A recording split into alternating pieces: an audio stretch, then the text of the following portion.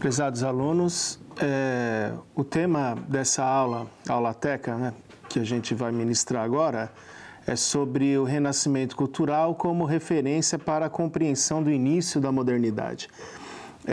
Primeiramente, vamos definir o que é renascimento cultural, né? Todos sabemos que renascimento cultural é a volta, né, da cultura greco-romana para a Europa, que estava ausente em todo o período conhecido como Idade Média. Ausente no sentido de não estar evidente, né? Os textos clássicos, né, de Platão, Aristóteles, foram traduzidos pelos árabes no momento da invasão moura na Península Ibérica, né? Os mouros ficaram na Península Ibérica durante 5 séculos, e tanto que toda a arquitetura, a própria população do sul da Península Ibérica tem um traço árabe muito forte, não apenas na questão da aparência, mas principalmente nos traços culturais, né? A arquitetura marcadamente moura e o trabalho dos árabes, né, como uma civilização extremamente avançada, de tradução desses textos clássicos. Então, foi graças aos árabes que esses textos voltaram à Europa e do árabe foram traduzidos para o latim. E aí esses textos começaram a serem, mais uma vez, extremamente relevantes, né, durante o século XVI, que é o início desse renascimento cultural. Também é importante a gente entender que o momento da Idade Média, o paradigma medieval é a fé. Já o paradigma moderno, que está nascendo, né, nesse momento na Europa, é a razão. E como a razão também era um guia para os gregos, né? Não podemos esquecer que eles são os fundadores da filosofia ocidental. Esse paradigma moderno, ele começa a ser engendrado, né? É claro que inicialmente ali na Grécia, mas no Renascimento é um momento fundamental no qual esses alicerces eles são estabelecidos, né? Nessa minha pequena explanação, eu vou falar de 3 desdobramentos do renascimento cultural que são importantes para a gente entender esse processo. O primeiro é o renascimento nas artes plásticas, né? Artistas como Michelangelo, Leonardo da Vinci, principalmente, eles são os grandes símbolos desse pensamento renascentista nas artes plásticas, né? Os temas que eles retratavam, por exemplo, escultura de Pietà, ou Davi, de Michelangelo, ou os quadros de Leonardo da Vinci, os temas são religiosos, né? Mas a maneira como esses temas religiosos são retratados é uma supervalorização do que é humano. E isso marca aquela transição do teocentrismo medieval para o antropocentrismo, que é característica do Renascimento e da modernidade. Então, as cenas são religiosas, né? Mas o retrato dos seres humanos que aparecem nessas pinturas ou esculturas, tudo aquilo que é valorizado é humano, né? Demasiadamente humano. Então, a dor, a constituição física, a perfeição nos traços anatômicos, né? Isso o Leonardo da Vinci ele é um mestre, né? Os primeiros estudos de fisiologia humana foi o Leonardo que fez.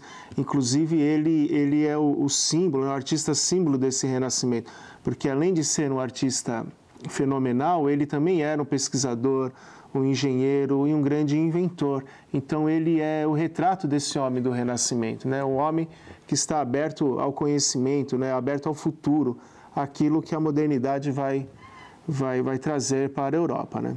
O segundo tópico, vamos falar da questão do renascimento literário.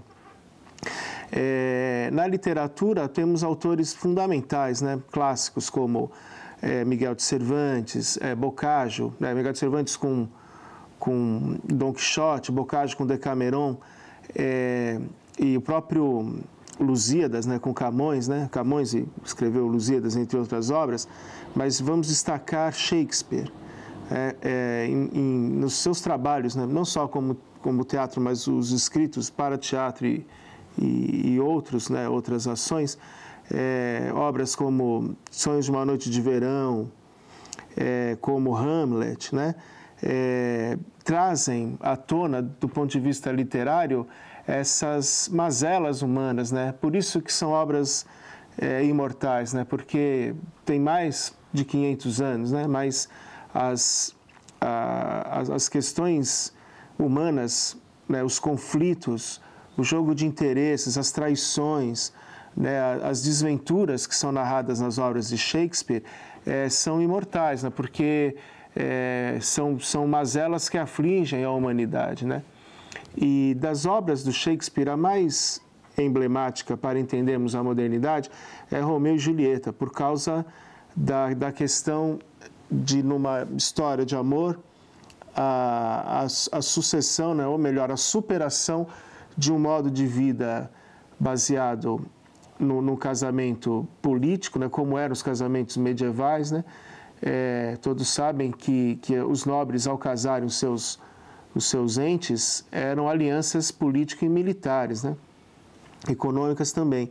Na história de Romeu e Julieta, são duas famílias de nobres inimigas, né? Todos conhecem a história. E Romeu e Julieta, para viverem esse grande amor, eles vão ir contra toda uma estrutura social.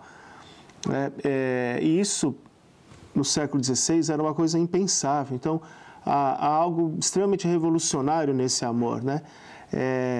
Só compreendido pelo paradigma da modernidade, né? Então, dos escritores, o Shakespeare, renascentistas, o Shakespeare ele é fundamental para a gente entender como que essas questões alicerçam o nascimento da modernidade. E, por último, aquilo que é chamado de renascimento científico, né?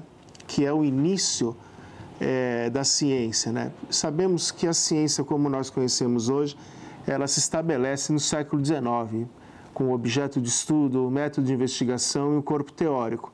Mas o início do pensamento científico moderno, podemos vê-lo lá no século XVI, com autores como Galileu Galilei, Giordano Bruno, Copérnico, né? Dos quais dois foram mortos, né, pela Igreja, né? Foram queimados vivos, né? Após passarem por sessões de tortura para se retratarem.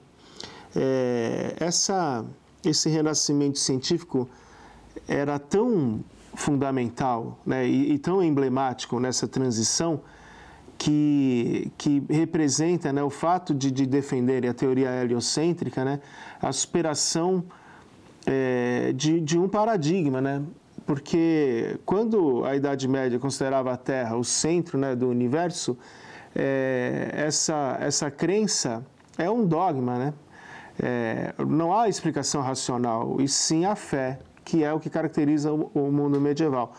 Já essa transição para a modernidade, o fato de a Terra ser um planeta dentro de um sistema solar, essa forma de raciocínio, ela é essencialmente racional, né? E essa é a grande mudança.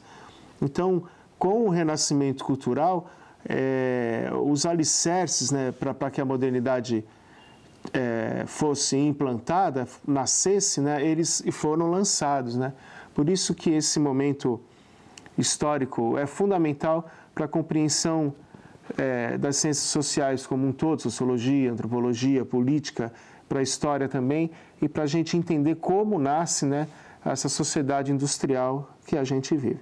Então, muito obrigado, espero que vocês tenham gostado da aula, né? E as atividades serão colocadas a seu tempo também para vocês fazerem. Muito obrigado, estamos aí.